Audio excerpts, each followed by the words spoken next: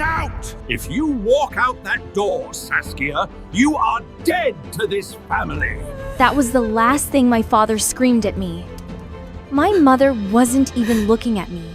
She was sobbing into her Hermes scarf, mourning the loss of her reputation at the Royal Country Club rather than the loss of her daughter. Hey guys, welcome back. I'm Saskia. Most people think being born into old money in The Hague is a fairy tale. You imagine castles, diplomatic dinners, and King's Day parties on private yachts. But let me tell you, it wasn't a fairy tale. It was a prison made of gold bars, suffocating expectations, and really uncomfortable Chanel suits. And this is the story of how I hired a homeless guy to help me rob my own family, only to accidentally find the one thing money couldn't buy. From the moment I could walk, I was trained to be a trophy. Saskia, sit up straight! Saskia, stop laughing like a horse. Saskia, burn that leather jacket and put on the pearls. I didn't want to be a socialite. I wanted to be a photographer. I wanted to capture the gritty, real streets of Amsterdam. I wanted to eat greasy fries with mayonnaise on a street corner at 2 a.m., not caviar at 7 p.m. My parents saw me as an asset, a bargaining chip. My younger sister, Lot, was the sweet one. She was born with a weak heart, so she was the fragile angel who got all the love. I was the spare heir, the one they could trade for business deals. And last month, they dropped the bomb. We've arranged a merger. My father said over dinner, cutting his steak with surgical precision. You're going to marry the eldest son of the De Vries shipping empire. The wedding is in 6 months. I froze. The De Vries family? They were notorious. They were the coldest, most ruthless family in the Netherlands. They treated women like breeding stock to secure their legacy. I'd rather die. I looked at my dad. Then you'll be cut off, He said, not even looking up. No apartment, no allowance, and I will make sure no gallery in Europe ever hires you. I didn't cry. I got angry. I went to my room and packed a bag. I grabbed the cash I had stashed away from selling my photos secretly, about 20,000 euros. It was enough to survive for a few months, but not forever. But I had a secret weapon. My grandmother. Before she passed, she left me a massive trust fund, millions of euros. But my father, being the control freak he is, locked it behind a specific clause. The beneficiary cannot access the funds until age 30, or upon the date of her marriage. He thought that clause would force me to marry someone he chose. He was wrong. I took the train to the seedy side of Amsterdam. I walked into a Bruin cafe, one of those dark old Dutch pubs that smells like stale beer and bitterballen. I sat there for 3 nights, scouting. I needed a husband, but not just any husband. I needed someone my parents would be absolutely horrified by, someone rough, someone desperate. And then, I saw him. He was arguing with the bartender over a tab he couldn't pay. He was tall, wearing a worn-out flannel shirt, messy blonde hair, and boots caked in mud. He looked like a drifter. A guy who had slept on a park bench. Perfect. I walked up to the bar and slammed a 50-euro note down. I'll cover him. The guy turned around. He had the bluest eyes I'd ever seen, but they were tired, guarded. I didn't ask for charity, princess. He muttered, eyeing my designer coat. It's not charity, it's a heist. I said, sliding a napkin across the sticky table. I saw his interest perk up. I have a trust fund worth millions. My father locked it. The only key is a marriage certificate. Bram, that was his name, raised an eyebrow. Let me guess.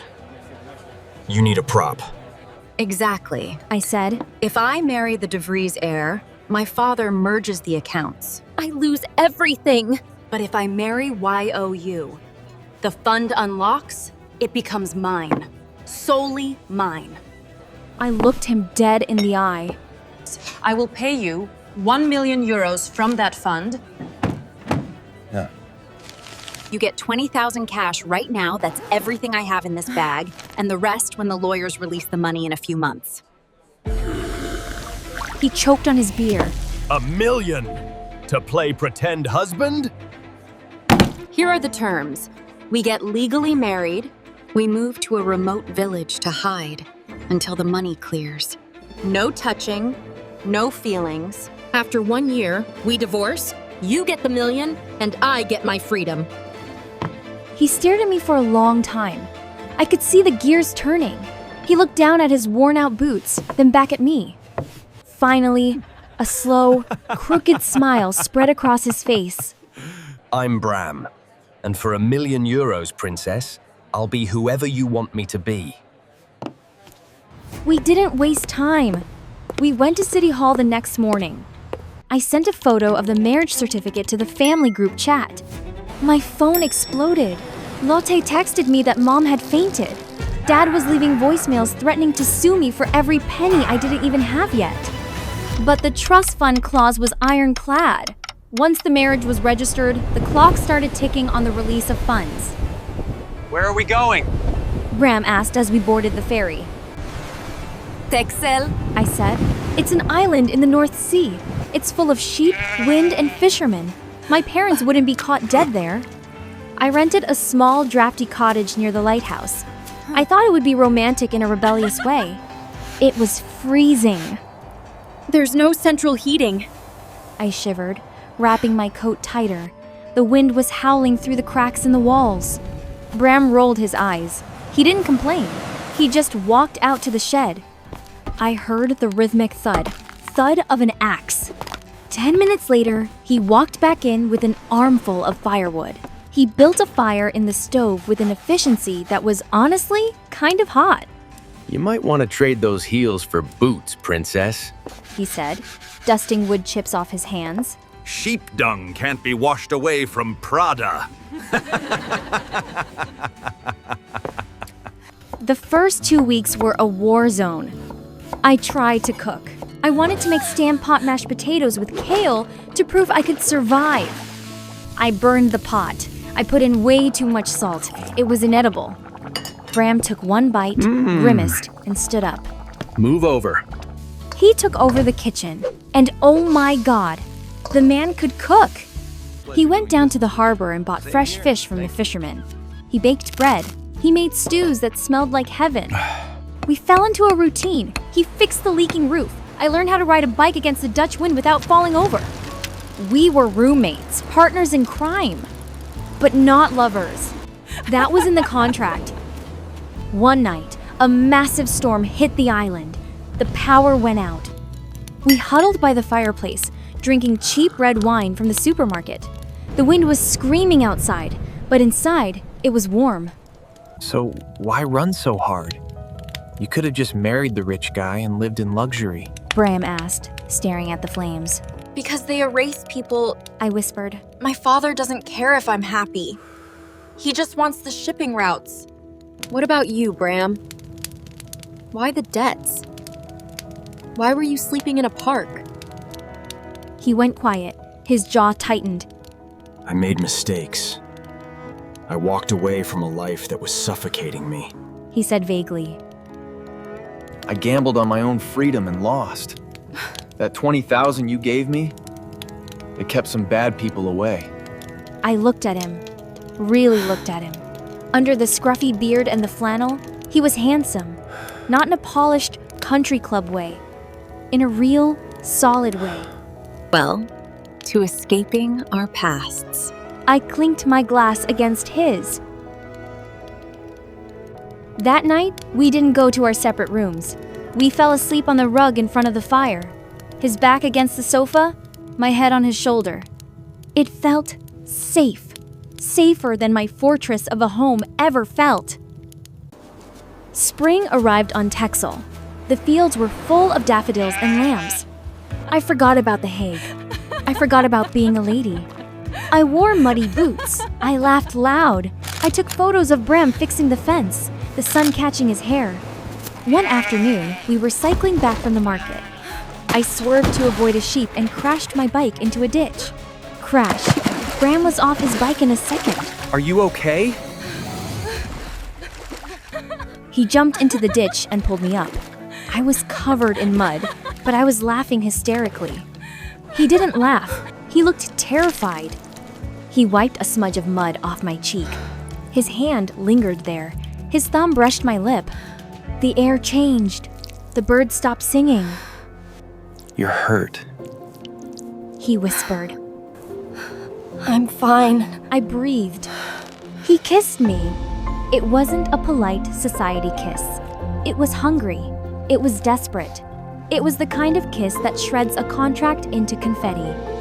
We stumbled back to the cottage, leaving the groceries in the ditch. That night, the no-touching rule was thrown into the fire.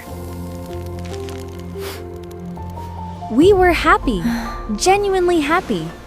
We talked about the future, using the trust fund money to open a gallery on the island. He talked about building custom furniture. I thought, this is it. I don't care about the €1,000,000. I just need him. But the lawyers emailed me. The funds were clearing next week. The contract was almost over. I decided to tell him I wanted to make it real. I prepared a special dinner. Bram, I said, my heart pounding in my chest. I don't want the divorce. I don't want to pay you off and leave. I love you. Let's make this real. Let's start a family. Bram dropped his fork. Clatter. His face went pale. He looked like he'd seen a ghost. Saskia, His voice cracked. we can't. Why? We love each other. I reached for his hand. He pulled away, standing up abruptly. I can't give you that life. I can't bring children into my mess. You don't know who I am. You don't know the baggage I carry. I don't care who you are, you're Bram. I cried. You're my husband. No, I'm sorry, Saskia. This was a mistake. He said, his eyes full of pain. He walked out the door into the night. I cried myself to sleep.